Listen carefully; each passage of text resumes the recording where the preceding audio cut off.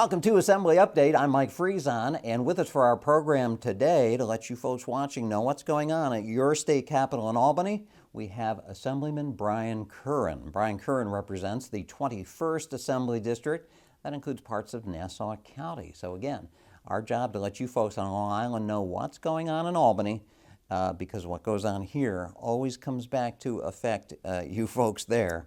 And Brian Curran, thanks for joining us. Thank you for having me, Michael. We got a lot to get caught up on. Obviously, it's budget season at the state capitol. And while the word is starting to sound optimistic that maybe we're close to the conclusion of the budget process here in Albany, we're also a month past due of when this budget was supposed to be done and in place. Yeah, that's a sad state of affairs. We're 4 weeks past. That has fiscal ramifications for both our local governments and our school districts back home. Like I said, in 2010, when I first came in here, we had on-time budgets for the next 8 years. Unfortunately, it seems as if the legislature is falling back into that bad habit of, not doing their job on time and getting a budget passed. And that, like I said, that has effects back home that people may not be aware of. Part of this is due to this new idea about inserting policy issues into the numbers crunching, if you will. I'm going to ask you for some quick reaction if you've heard anything about how some of the big topics are panning out in this budget negotiations. I'll just provide the caveat that things can change at the last minute. So even though this is what we're hearing as these budget talks wind up, things may change. Crime, violent crime, spiking all across the state, in New York City, on Long Island, even in rural upstate New York. You're feeling good about what you're hearing? Yes, so what we're hearing out of the budget negotiations is that there is a conceptual agreement in place with regards to amending the cashless bail reform. And as people know back home, that is one of the biggest factors that people have credited to the spiking crime over the past 4 years. I ran on it, so it's personally gratifying to me if we are successful in having an amendment to this. Because it's important. It's going to make our community safer, it's going to make our families safer, and I look forward to coming back and telling you, hopefully next week, about what those specific changes are.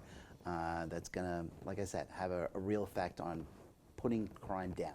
How about the governor's big housing initiative, which would have meant maybe some high-rise units in suburban Long Island near the Long Island Railroad stations? It was a horrible plan, and we spoke about it before, Mike.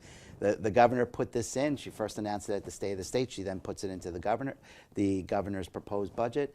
And what she was proposing is 2,500 units around every train station on Long Island. So in my district, every district has either 1 or 2 train stations. That's talking about 2,500 units, more units in a 3-year period. It was going to completely over-densify the area. It was going to have a severe impact on our services, on our school districts. It was a horrible idea from the get-go, and like you had said, we are receiving good news, and I think we actually have confirmation from the governor's office that she has pulled back that plan. It will not be included in this budget, and that is a good thing for everyone back in Nassau County. We have, in the room right next to us, we have over 50,000 petitions that were signed by residents of the town of Hempstead that were sent over to us by Supervisor Don Clavin. They were supposed to be accepted by Governor Hochul's office, but she refused to do so.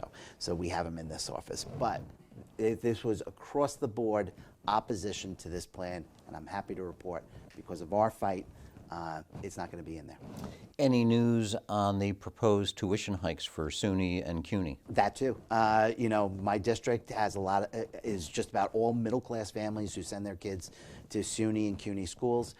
The governor and the Democrats were looking for a tuition increase over the next 5-year period. Happy to report that's what's coming out, and also confirmed by news reports, is the governor has gone off of that and has taken it out of the budget. That language. So, as of right now, SUNY and CUNY will not have the ability to raise its tuition in the next 5 years, at least currently under this budget. And I know at the beginning of this legislative session, you were talking about mental health funding and the need to have more funding to look into some of the mental health problems that, again, showing up in New York State, but across the country too.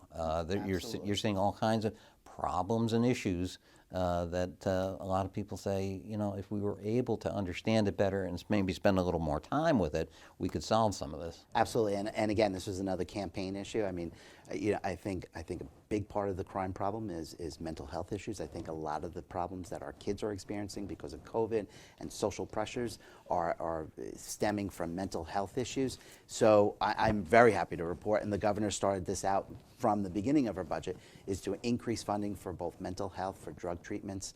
All aboard on that, supported from the first day, and I give credit to Governor Hochul to agree with me and to, find that those are problem areas that if we're going to put funds somewhere, that's the two areas that we should do it. Let's start to talk about some of the numbers now. We talked about numbers crunching earlier. That's what budgeting is all about. People know from doing it in their own households. You got to somehow make the expenditures equal to the revenues that are coming in. And that's I mean, it seems easy, but in Albany, nothing is ever easy, I guess, sometimes. Because we're a month late, we have already seen tax day come and go. April 18th this year, because of the way the weekends and days fell. Well, let's talk a little bit about what you've seen in terms of what the people of this state are dealing with when it comes to paying their taxes. You know what, Mike? These days, it seems that we find a protest on every single issue. And on April 18th, if there was ever a reason to have a protest, tax day was it. Tax day here in New York should be something that everybody gets angry about, because let me give you these numbers. New York has the third highest overall taxes in the country. New York ranks 49th in overall state taxes. They rank 45th in income taxes, 43rd in real estate taxes, and 35th in sales tax. We are at the bottom of the barrel in all of those categories out of 50 states. We are the highest tax state. And then we look around and we ask ourselves, why are so many people leaving the state? And it's kind of self-evident right when you hear those numbers. Yeah, well, I don't know too many people that I know, myself included, who don't get angry when tax day rolls around and you have to write out that check. But a lot of the headlines, too, that we see in newspapers all across the state seem to go right to these numbers that you're talking about. I mean, New York State's not doing well in almost any of these categories. And a lot of the headlines we see now mention the phrase outward migration. New Yorkers are leaving the state of New York. And I think there are statistics by companies like U-Haul that back this up, right? Absolutely. And here's the way that that I would hope people look at it. First off, we are one of the highest tax states in the country. But I think the second question of everybody at home should be, okay, I am giving Albany my hard-earned money. How are you spending it? Are you spending it well? Are you being a good steward to our tax dollars? And I think if you look at some of these headlines that we're going to show, we're not being good stewards, and it's wasteful, and it is not helping the future of this state. There's one headline that I just saw recently, talked about $11 billion in New York in unemployment fraud. That seems like quite a waste of money. $11 billion, it's not million, $11 billion in just unemployment fraud. Why can't the state figure this out? They should. And think about that, what that is on our budget. Think about what it is on your budget at home, how much in state taxes you're paying.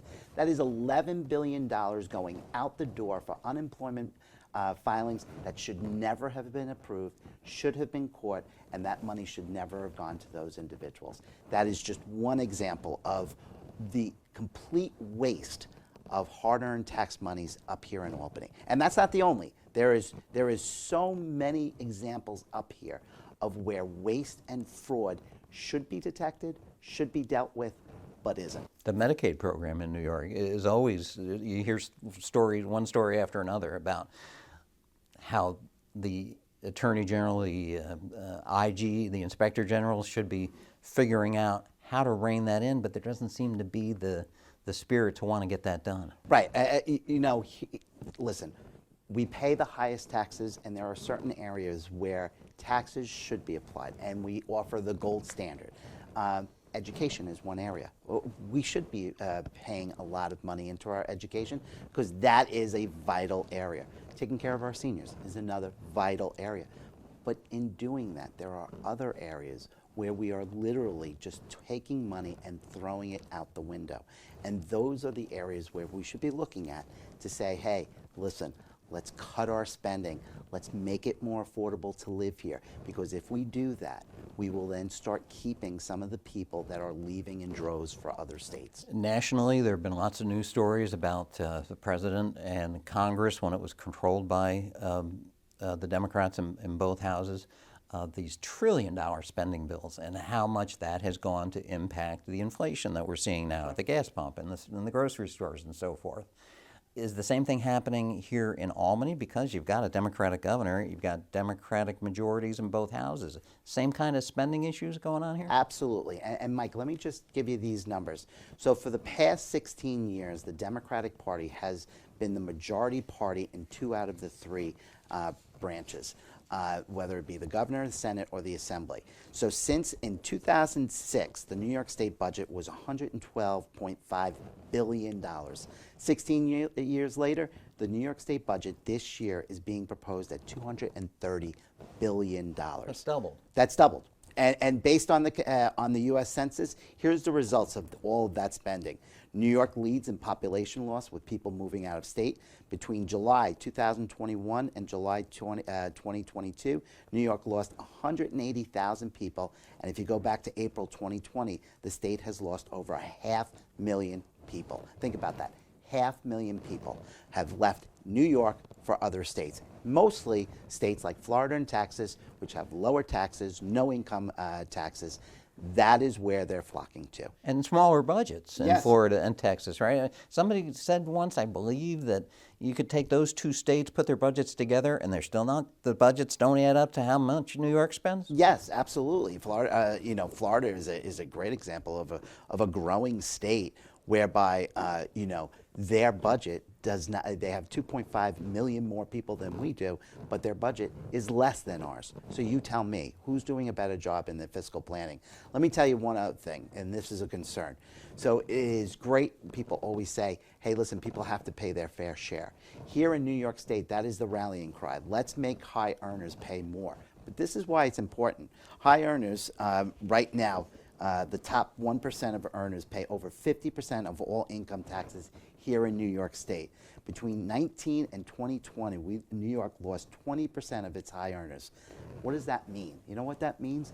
Once those high earners leave New York State, our spending hasn't gone down. Who do you think Albany is going to look to pay those taxes? It's going to be the middle-class families of the 21st Assembly District, and that I can't have.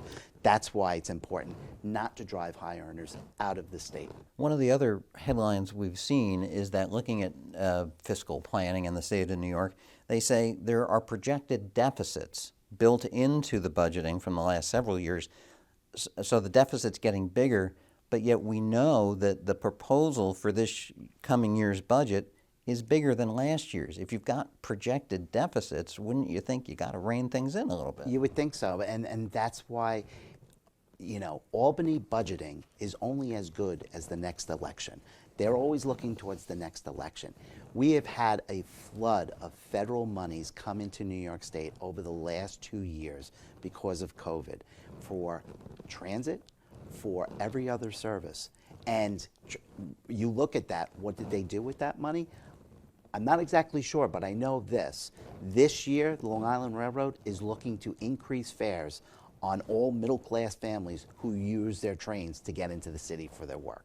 How is that possible? How is it possible that New York State is looking at a budget deficit next year when we're spending so much money this year? To Governor Hochul's credit, she is setting up a rainy day fund, which has been depleted over the past of the 10 years.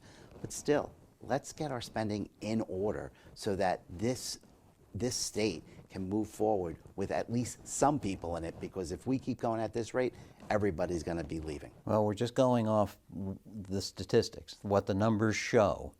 We also, we're looking in generalities here, but also we can't say for certain what's happening now until these budget numbers come in and negotiations are done.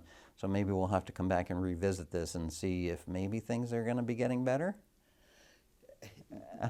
I would love to say so. I know we're fighting, listen, myself and the rest of the Republican conference is fighting to make sure that we're spending every tax dollars wisely. And that's all that we can do. But of course, we're going to be back and we're going to report on exactly what was passed. And in the meantime, if you folks want to reach out to your representative, it's an easy thing for you to do. You can get a hold of your Assemblyman, Brian Curran, at his office in Rockville Center by dialing 516-561-8216, or maybe the easiest thing for you to do, drop an email to curranb@nyassembly.gov. We thank you folks for spending your time with us today. Brian Curran, we thank you for joining us. We'll hope to see you soon for our next Assembly Update.